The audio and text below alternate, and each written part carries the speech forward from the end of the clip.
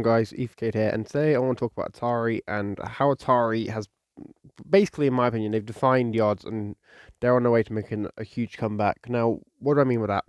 Well, for those who don't know, Atari over the past few decades has had issues with obviously bankruptcies, several different changing CEOs. It's been like a roulette wheel where 1 minute they're CEO number five's there, next minute CEO number seven's there.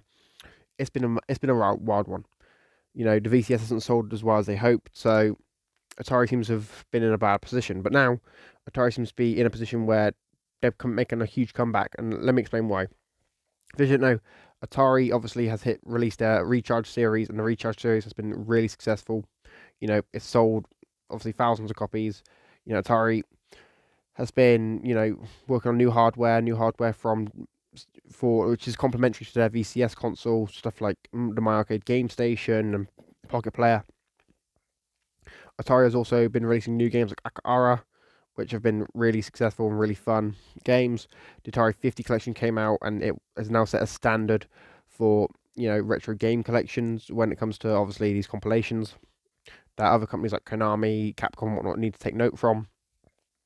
Then you got the fact that Atari is now breaking into the VR space with Pixel Ripped 1978, and it's just kind of mad. Atari has been for years the company which kind of fell off, that led the industry back when it was formed, and then fell off into basically irrelevancy in the late 80s, early 90s, and now Atari has been able to make a huge comeback with new games, new hardware, new new ideas. I mean, they're doing a VR game, for God's sake. Like, it's kind of mad they're getting into VR. VR is quite a niche thing, but I'm surprised they're doing it. But they got into VR. Obviously, the hardware, they've bought a load of IPs from Stone Electronics. Sure, just 12 games, and besides Berserk and Frenzy, the others aren't really that well known. But for a company that a few years ago was selling off IPs, like they sold Battlezone, they sold Alone in the Dark and whatnot, it's kind of crazy to see that Atari has somehow been able to basically make a huge comeback within that space and start buying up IPs from other companies, and we could see Atari end up buying up more games. Hopefully, they buy Battlezone back. It'd be cool to see. Yeah, it's just kind of crazy. Atari seems to be in a position now that they weren't in a few years ago, where a few years ago they was obviously struggling financially. They was on the brink of another bankruptcy.